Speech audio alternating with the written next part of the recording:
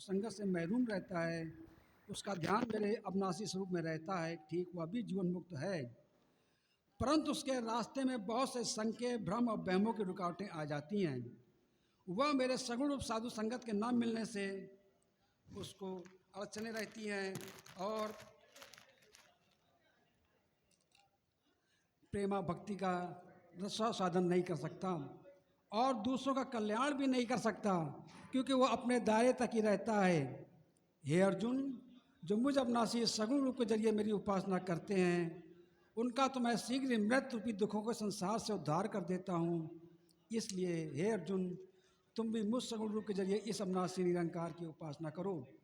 ऐसा करने से तुम मुझ में सुखैनी निवास करोगे, क्योंकि मेरी साधु संगत सचखंड यानी उत्तम कर्मखंड है।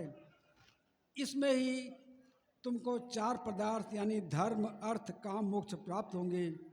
हे अर्जुन, संसार के अंदर सत्संगें तो बहुत किस्म की होती हैं, पर जहाँ मेरे अविनाशी निरंकार का ज्ञान दिया जाता है और जीव को जीवन मुक्त किया जाता है, असल में वही साधु संगत है। मेरा निवास भी ऐसी ब्रह्मज्ञानियों के साधु संगत में होता है और ब्रह्मज्ञानी ही मेरे सगा मित्र होते हैं। जैसे महापुरुष का वचन है, निज घर मेरो साधु संगत नारद मुनि, दर्शन साधु संग मेरे निज रूप है।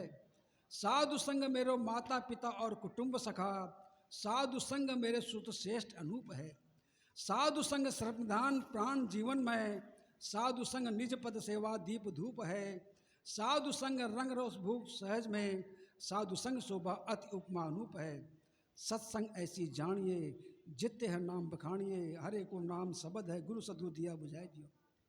हे अर्जुन, मेरी सगुण रूप साधु संगत के अंदर जो ब्रह्मज्ञानी महापुरुष हैं, उनका मन यानी ध्यान मेरे इस अविनाशी स्वरूप के साथ जुड़ा रहता है, क्योंकि वह केवल मेरी श्लाघा करते हैं। जैसे महापुरुष का वचन है, कर्म खंड की वाणी जोर, तित्थे होर न कोई होर।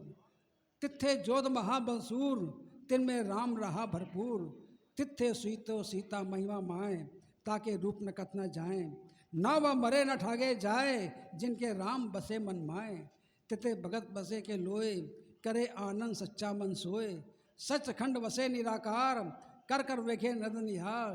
तित्तो खंड मंडल ब्रह्मंड, जे कोई कथे अंत नहीं अंत। तिथे लोय लोय आकार, जीवे जीवे हुक्म तिवे तिवे कार। वेखे विकसे करे विचार, नानक कथना करना सार। हे अर्जुन, यह मेरे सगुण रूप साधु संगत का नक्शा है। तू भी मेरी सगुण रूप साधु संगत के जरिए निश्चय ही संसार सागर से पार हो जाएगा। हे अर्जुन, तुम मेरे अविनाशी स्वरूप को मन में नहीं बसा सकते, तो बार बार साधु संगत करने से मेरा अविनाशी स्वरूप मन में बस जाता है। हे अर्जुन, तुम मेरी और साधु संगत की सेवा करो और जो कुछ कर्म करो सो मेरे अर्पण करो, इसमें कुछ कामना नहीं होनी चाहिए। अगर तुम ऐसा करोगे तो अवश्य मेरे में लीन हो जाओगे। हे अर्जुन, जो कर्म अज्ञानता से किए जाते हैं उनका कुछ फल नहीं होता, और मेरे अविनाशी ज्ञान से श्रेष्ठ कर्म किए जाते हैं वही कर्म लाभदायक हैं। हे अर्जुन, मेरे आत्मज्ञानी भक्त के लक्षण होते हैं जिस तरह महापुरुष का वचन आया है, साधु संग मिल करें आनंद, गुण गावे पर परमानंद। राम नाम तत् करें विचार, दुर्लभ दे का करें उद्धार। अमृत वचन हर के गुण गाओ, प्राण तरन का ये स्वाओ। 8 पहर और पेखे नेरा, मिठे ज्ञान बिन से अंधेरा। सुन उपदेश हृदय बसाओ, मन इच्छे नानक फल पाओ। हे अर्जुन, ऐसा जो मेरा भक्तजन होता है वो बाहर भीतर से एक समान सबके हित की बात करते हैं। उनके मन में माया लेने की कुछ इच्छा नहीं होती, केवल भक्त रस की इच्छा होती है। और हे अर्जुन, मेरा भक्त दृढ़मतिया होता है, उसका ध्यान मेरे साधु संगत और निरंकार के साथ जुड़ा रहता है। हे अर्जुन, ऐसा जो भक्त है मुझे अति प्यारा है।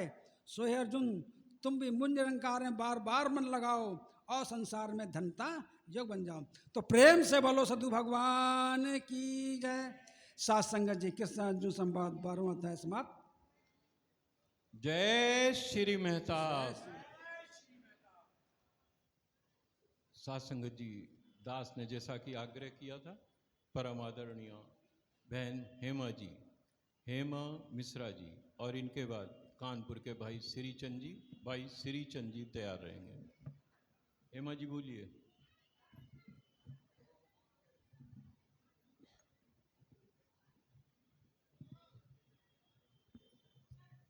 प्यार से बोलिए सद्गुरु भगवान की जय।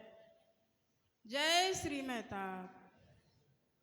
हे पूरण परमात्मा सुनिए मम अरदास, अखिल विश्व सुख शांति होए दुखों का नाश।